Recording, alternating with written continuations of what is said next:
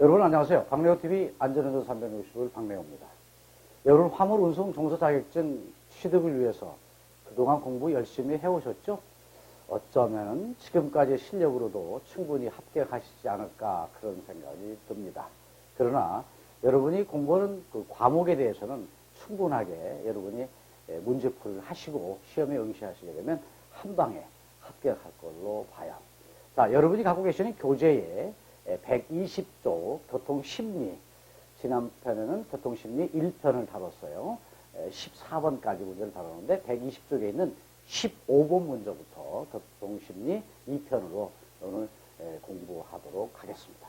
자, 문제 15번 문제 보도록 하겠습니다.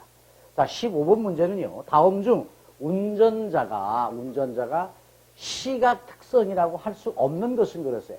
시각 특성이라는 건 뭐예요? 운전자가 운행 도중에 눈으로 볼 수 있는 그런 자체를 우리가 시각이라고 그러죠. 그 특성이라고 볼 수 없는 것이랑 운전자는 운전에 필요한 정보의 대부분을 느낌으로 획득한다?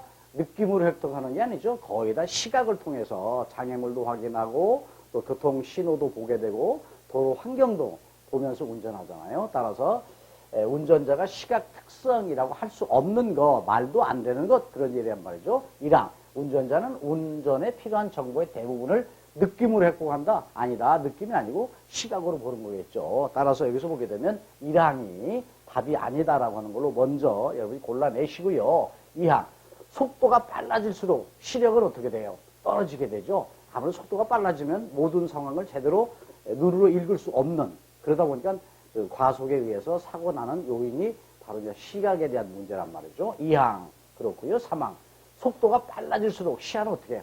좁아집니다. 여유있게 천천히 가보세요. 시야를 넓게 보잖아요. 그냥 빨리 가면 시야가 그만큼 좁아진다. 맞는 얘기. 4항, 속도가 빨라질수록 전방 주시가 아무래도 저하되죠. 떨어진다는 거죠. 따라서 시각 특성이라고 할 수 없는 것은 여러분께서 1항에다가 답이다라고 체크하시게 되면 정답으로 정리가 될 거예요. 16번 문제로 넘어가도록 합니다.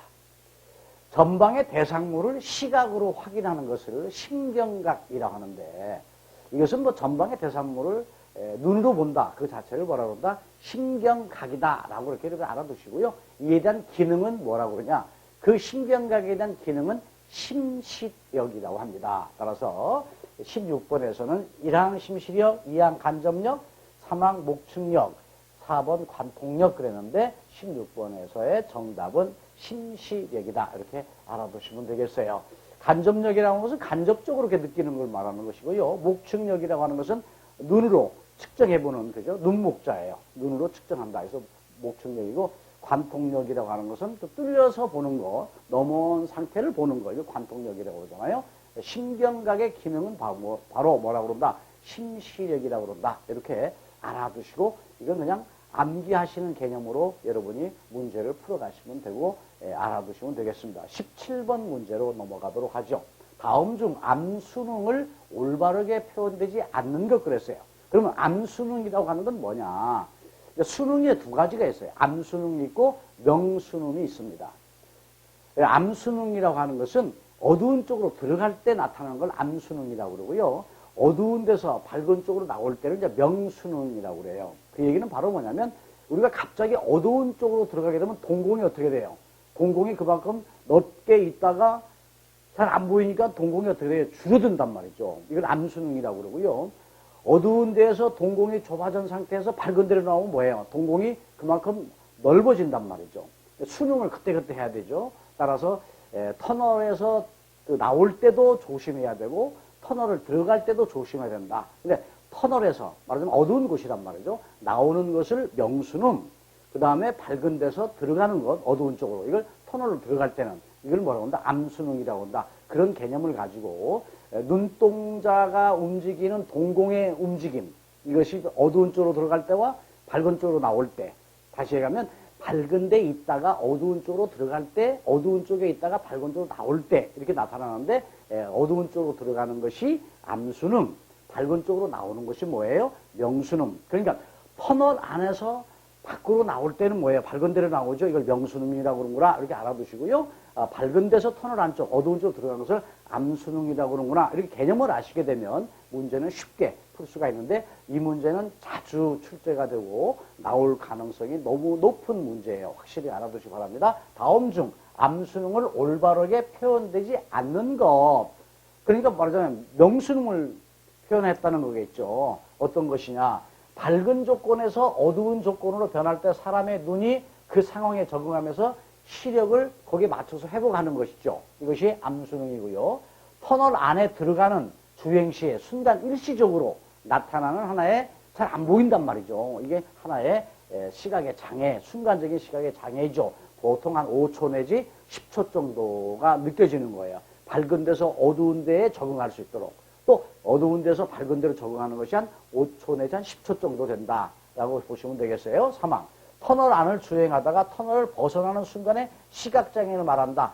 어두운 데서 터널을 벗어나니까 밝은 데로 나오는 거죠. 이걸 뭐라 그런다? 명순음이라고 한다. 밝은 명자를 쓰는 거예요. 그래서 이건 명순음을 얘기하는 거예요.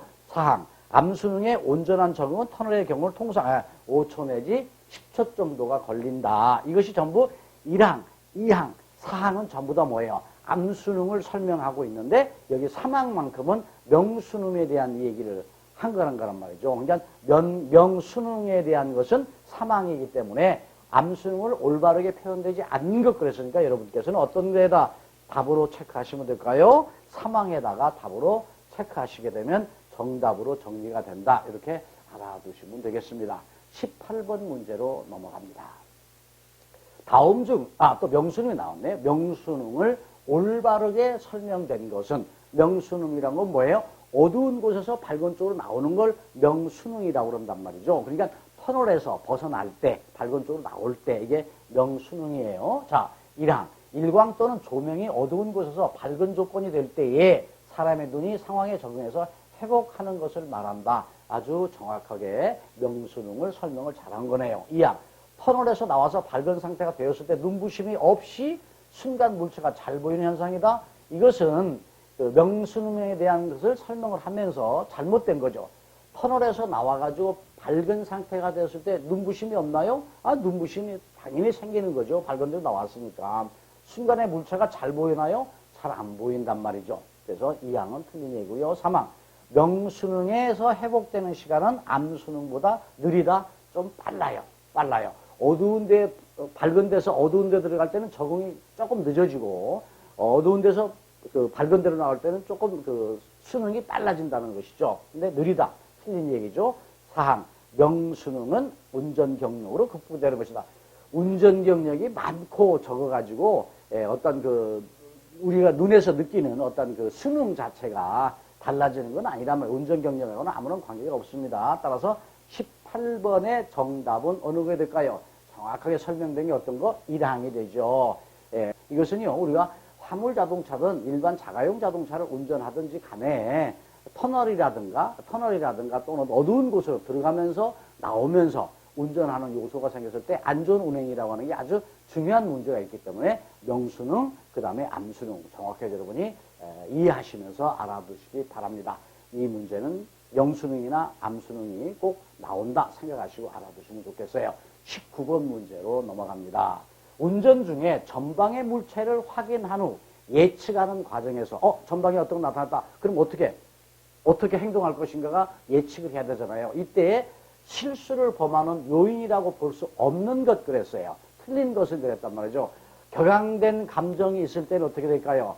아무래도 어떤 물체를 보고 있지만 그 상황을 어떻게 전개할 것이냐, 어떻게 행동할 것이냐, 브레이크를 잡을 것이냐, 또 내전 핸들을 어느 쪽으로 틀 것이냐, 이런 문제가 격양된 감정이 있을 때는 순간적으로 잘 안 되는 실수를 범할 때가 많다. 고민과 걱정거리가 많을 때는 뭐예요? 생각이 많아지게 되면 운전할 때에 거기에 신경 쓰다 보니까 어떤 그 위험 물체를 발견하고도 제대로 행동이 빨라지지 않는다는 것이죠. 고민과 걱정거리가 있을 때도 실수를 범해요. 시간에 쫓기는 등 급할 때, 급하고 시간에 쫓기다 보니까 아무래도 운전에 실수를 하게 되죠. 4항. 적재물이 고정적 상태가 아닐 때, 적재물이 완벽하게 적재함에 실려져 있지 않다고 하는 것은 우리가 출발하기 전에 또는 운행 도중에 확인할 사항이지만 이것으로 인해서 예측, 어떤 위험물이 나타났다. 그때에 예측하는 과정이 잘못돼 가지고 실수하는, 그런 것으로 인해서 사고가 나는 그런 것은 적재물이 고정된 상태가 아닐 때하고는 좀 관계가 먼 것이죠. 따라서 격양된 감정, 고민과 걱정거리가 있을 때, 시간에 쫓길 때는 운전 도중에 어떤 그 위험 물체를 발견하고도 예측하지만 쉽게 행동이 안 이루어지는 그런 요소가 되기 때문에 19번에서는 정답이 어떤 거? 사항. 그러니까 운전 중에 물체를 확인하고 예측 과정에서 실수를 범한다. 그런데 그것이 아닌 것. 그랬으니까 사항이 정답이 되겠습니다. 20번 문제로 넘어갑니다. 교통사고 심리적 요인의 착각이라고 볼 수 없는 것. 운전하다 보니 여러 가지 착각을 하게 됩니다. 저게 물건이 큰 줄 알았더니 적은 거네.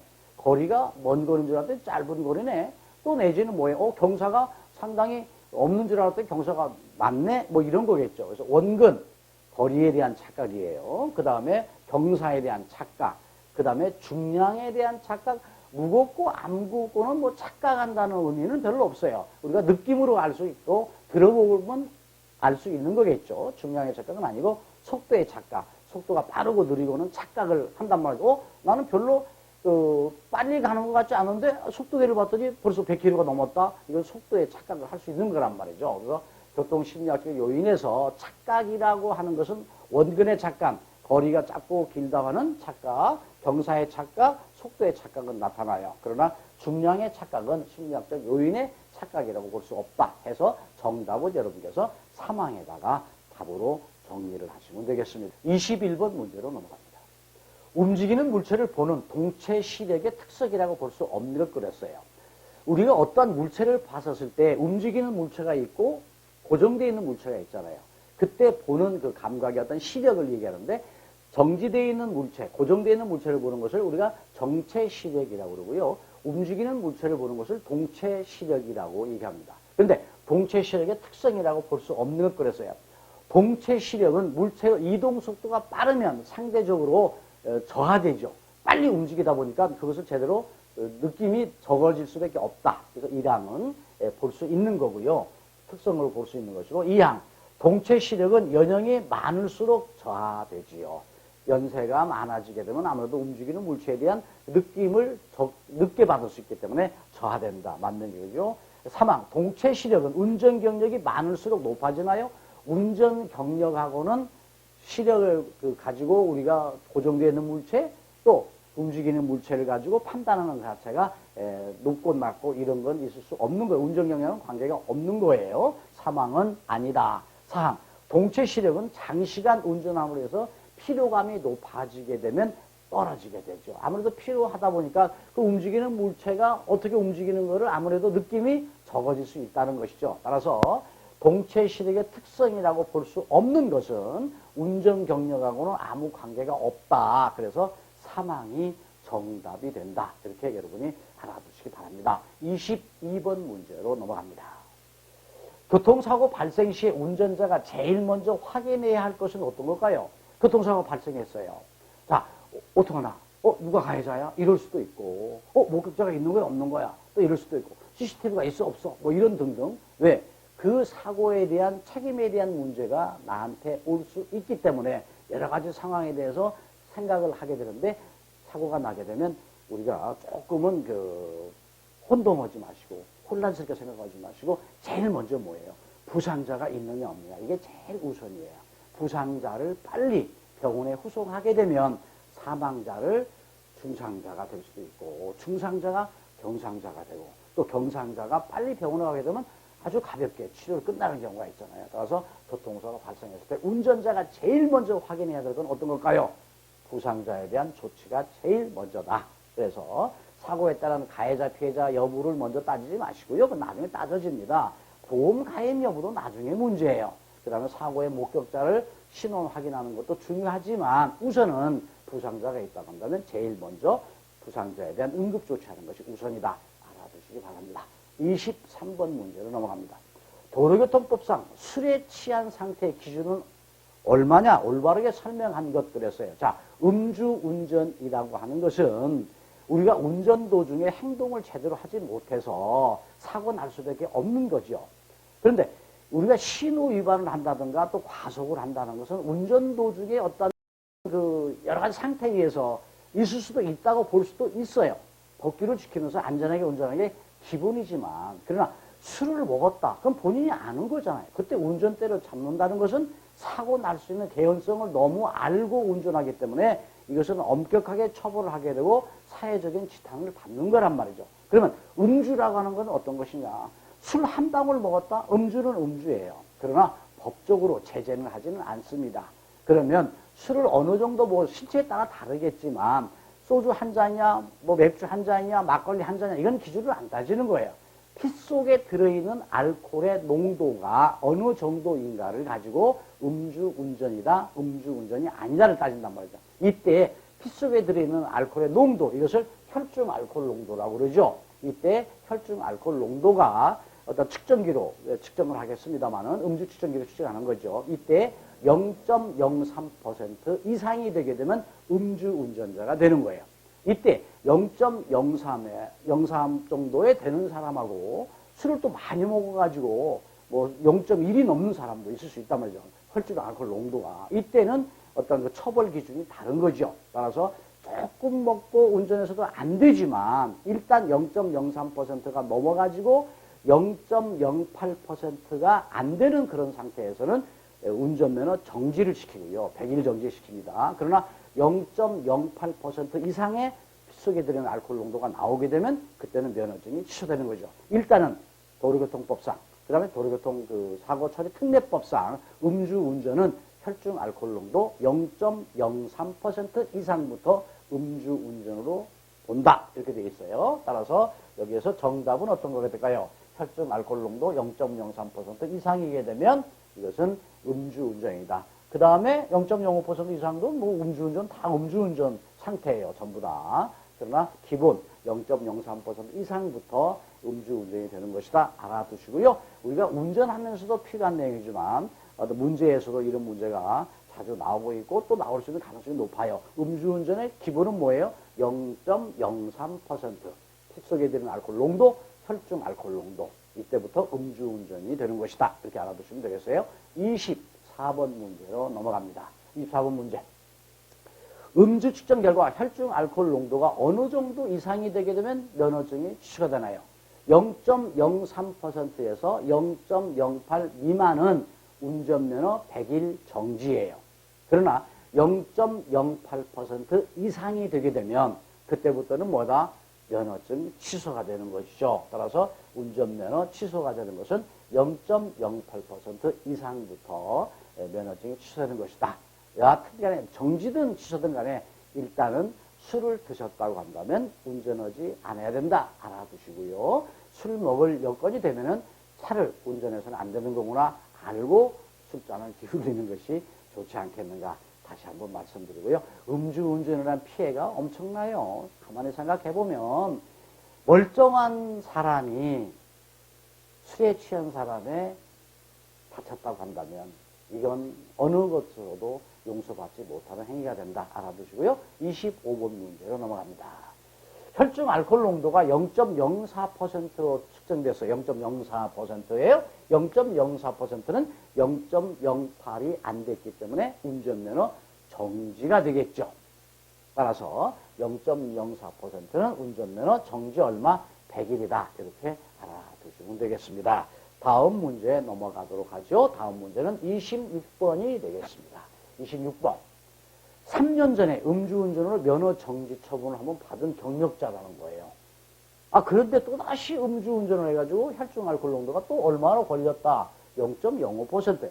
0.05%는 혈중 알코올 농도 0.08%가 안 되기 때문에 운전면허 정지가 되는 거예요. 정지가 되는데 문제는 뭐냐? 운전 3년 전에 음주운전으로 한번 정지 처분을 받은 사람이에요. 이건 뭐예요? 그러면 또다시 음주운전으로의 법을 위반한 사람이 되는 것이죠. 누법이라고 하는 것을 이제 표현합니다. 형법에서는. 그러면 음주운전을 한 번도 안 했던 사람이 음주운전에서 0.05가 됐으면 면허증 정지예요. 그러나 과거의 전력이 정지든 취소든 음주운전의 전력이 한 번 있었다고 한다면 그건 바로 다시 정지를 안 시키고 뭐예요? 그 자리에서 0.08%가 안 됐지만 취소시킨다.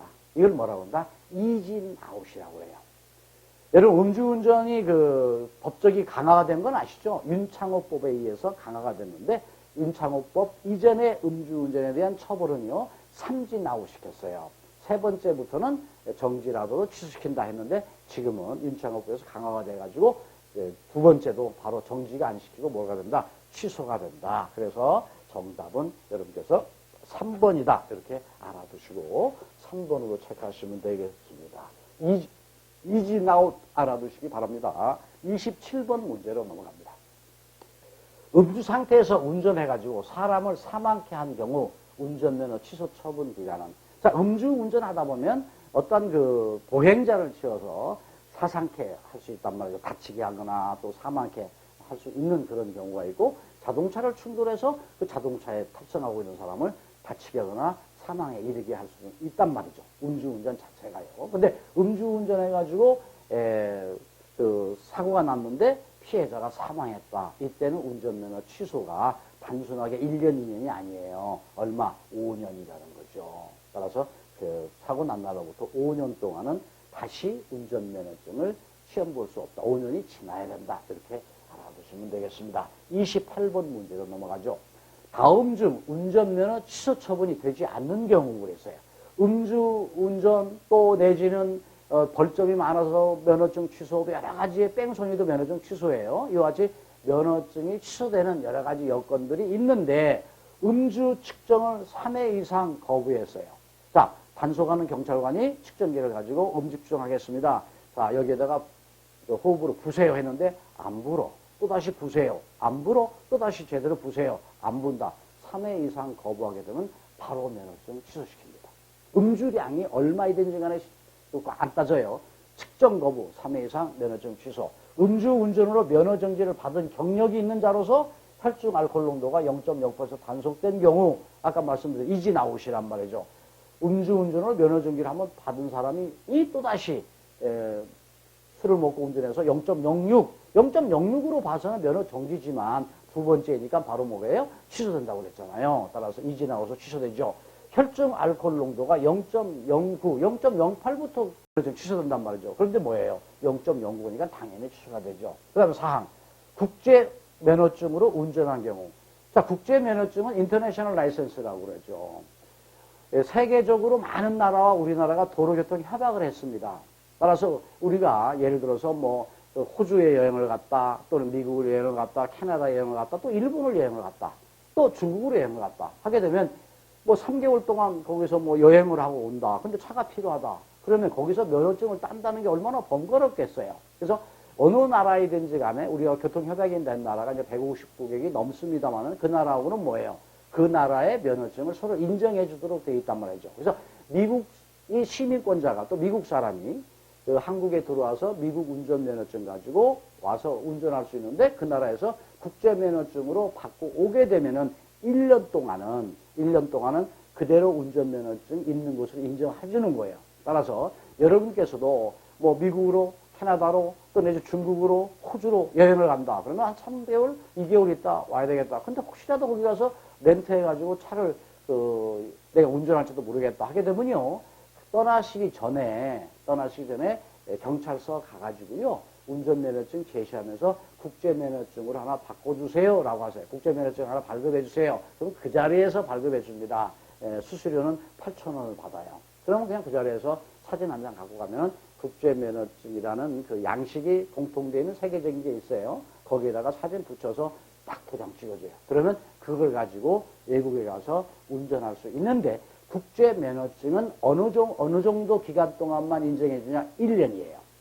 1년이 넘게 되면 그 나라에서 그 나라 면허증을 다시 취득해야 됩니다. 그러나 1년 안 동안은 우리나라 면허증 가지고 국제면허증 바꿨을 때 어느 나라에 가서도 운전할 수 있다라고 아시면 되겠어요.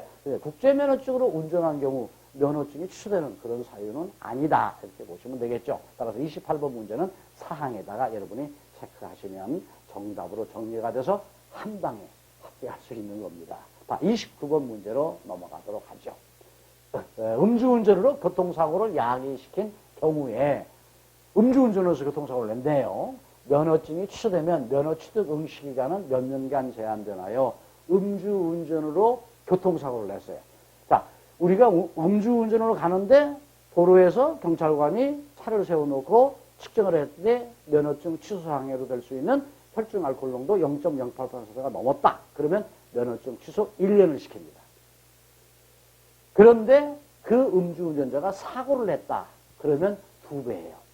그 면허증 취소를 2년간 취소를 시킵니다. 2년 후에 면허증을 따야 돼요. 따라서 음주운전으로 가다가 그냥 사고 없이 단속이 됐을 때는 음주운전으로 됐을 때 1년 동안 면허증 취소.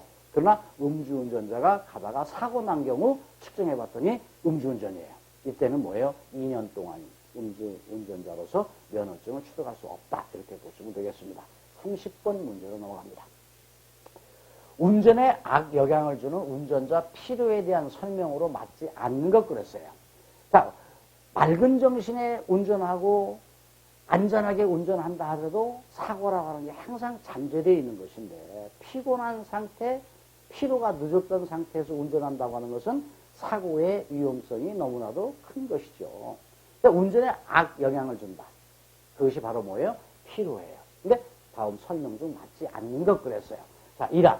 피로가 가중되면 정상적인 운전이 곤란해지겠죠. 당연한 거고요. 2항.